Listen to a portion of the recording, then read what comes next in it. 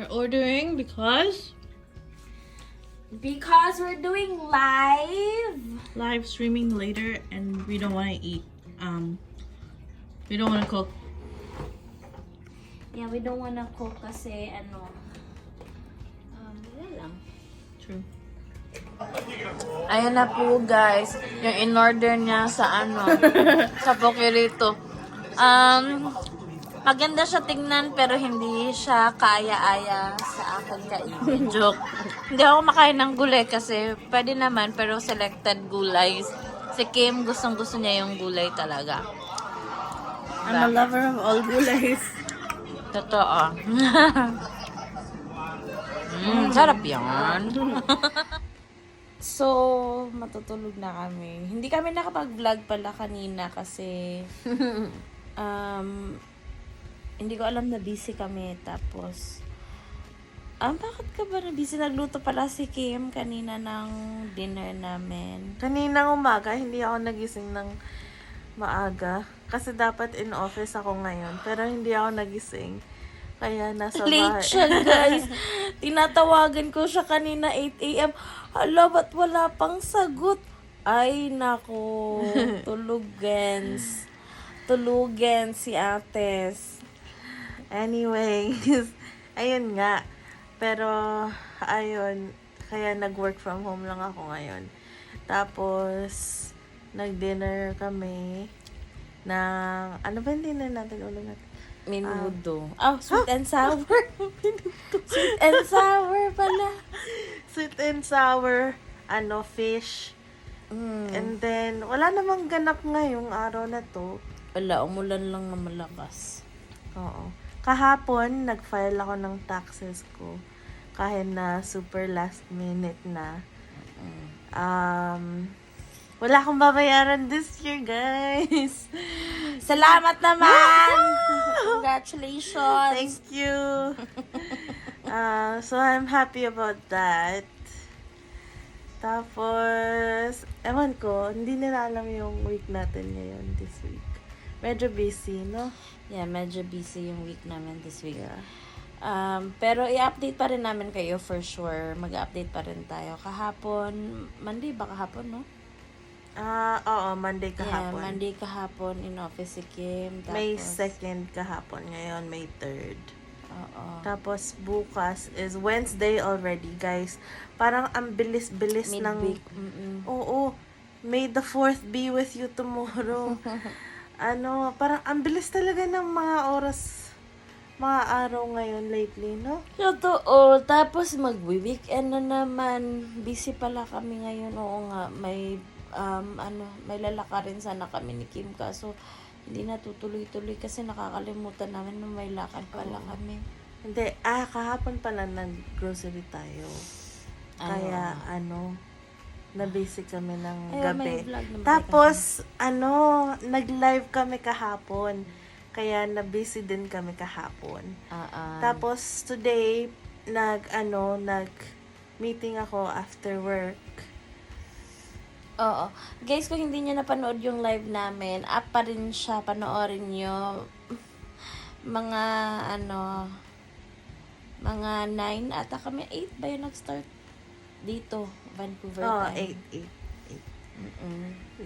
Siya, kung alam nyo na kung paano yung mag-stay yung comments, Let us know. let us know kasi nawala yung mga comments tapos ang saya pa naman nung game, no? Kaya, pero uulitin namin yun, guys. Don't worry. Nahuhulog na siya. Sorry. Uulitin namin yun. So, yan na muna yung update namin ngayon, guys. See you again tomorrow. Good night. See you. Night. Good night. Night.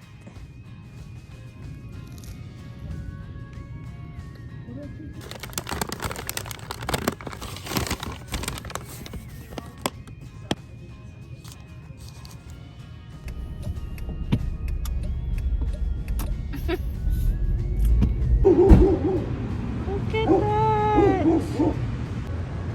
Wow. Ang nangyayari na ang season ng cherry blossoms. Nag-drop siya. True.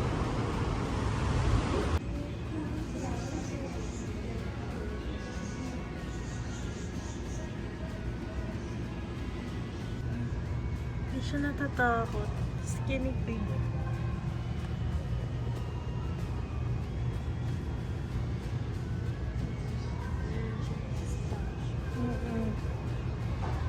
So guys, kanina pala after ko ng work, pumunta ako ng Bath and Body Works. Dumiretso ako kanina kasi naisip ko baka meron silang mga sale ngayon or mga deals sila ngayon. Tinignan ko na yung Bath and Body para at least just in case may mahanap ako for balikbayan box or para sa Pinas.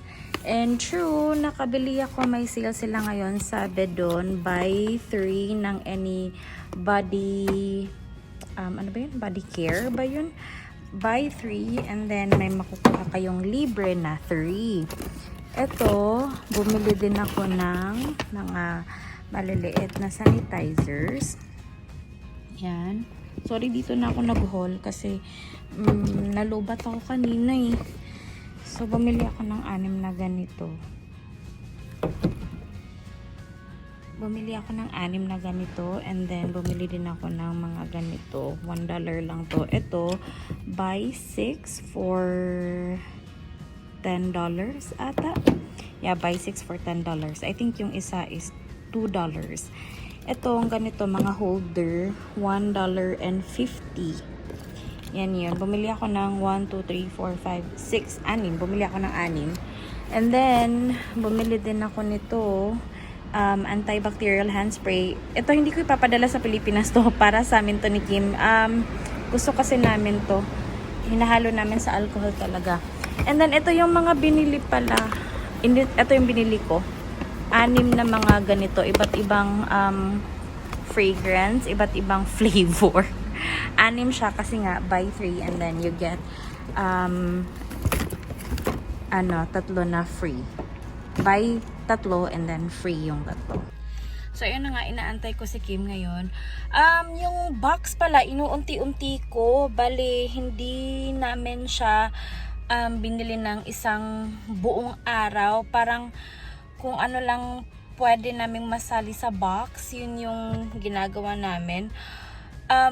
Alam ko yung sa perfume, yung sa Bath and Body, alam ko, hindi naman magagalit yung mama ko, pero syempre, ma-worry siya, sasabihin niya, unnecessary naman na yan.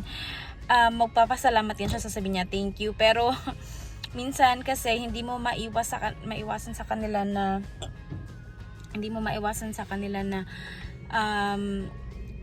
maisip nila na mas kailangan ko yung pera dito or gagamitin ko na lang para i-save na lang yung pera, ganun yung sinasabi ng mama ko sa akin. Pero kasi ang sarap sa feeling pag may naibigay ka lang kasi necessary or hindi gift, yung parang alam mo masasayahan sila pag napadala mo yun, alam mo yun, right? Samahan niyo din pala ako mamaya guys kasi may dentist ako. Inaantay ko lang si Kim, tapos I think ita-drop niya ako sa dentist. 4:40 pa naman yung dentist ko. And then ewan ko kung saan pupunta si Kim after, siguro may pupuntahan siya, pero last ko na visit was I think December, and then ngayon lang ako nakabalik. Supposedly April, kaso nga nagbakasyon daw yung doctor ba yun? Yun ata yun eh. Oo, nagbakasyon daw, so kailangan nila i-move yung schedule or yung appointment ko sa dentist. Kaya samahan niyo ako guys.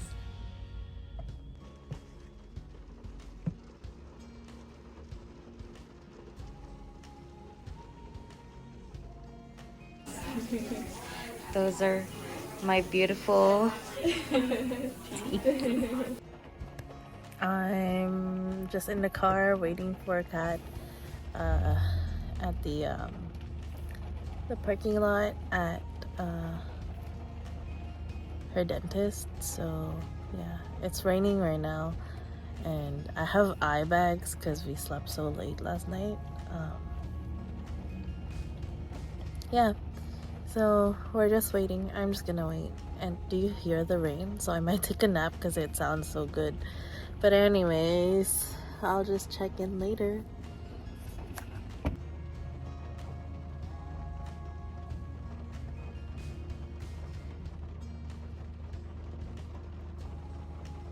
It is super early.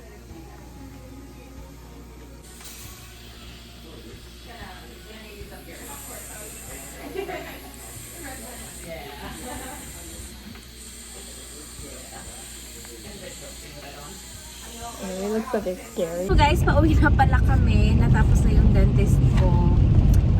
Sabi kanina 40 minutes lang, 30 minutes lang. Pero umabot pa din siya ng 1 hour. Kasi machika yung naglilinis ng ngipin ko. I'm so sleepy. Antok yarn. So, dumaan pala kami ng churches. Bumili kami ng chicken sa churches kasi late na rin. Yeah. And we're about to get into labor. And we're about 3 centimeters dilated. What the heck? I've been watching birth vlogs. Nanood siya ng mga Birthing birth vlogs. I don't know. It seems fun. Seems like a good thing to do while waiting. So yeah, anyways, we're headed to the hospital now. Hospital! And Ano we're sila sa mga gonna- hospital? I'll show you what's in our hospital bag. Guys, hindi talaga totoo yun. It's just gum. And you have to close your mouth when you're giving birth. You have to go like this. I don't know why. Guys, baka na-try nyo ng mga anak. Bakit ba? Yeah, if you're watching this and you've tried giving birth, do you have to close your mouth when you give birth? Paano ba mag-give birth? Kailangan, pag umire, paano ba? Pag umiiri kayo, ganito ba? Or... Let us know. What? If you're a baby, how's the experience? May ipit ka ba? May napanood ako kanina, na-vacuum shock. Na baby, vinacuum shock. Kasi... Namatay? Hindi siya lumalabas. Ayaw niya. Same. Me too. I don't wanna come out. I just wanna just stay inside. Without a job, without, so, like, you just sleep. Ang free lang ng mga babies. So. Ngayon wala. Adulting is very... Adulting is so hard. True. But that's life. So hard. Hindi ka daw nagle-live sa life mo kung hindi mahirap ang life. No?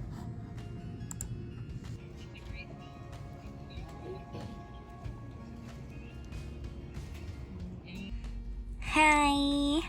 Ulo ko! Teka lang. Na po siya. Dinalhan niya po ako ng tubig. Aray ko!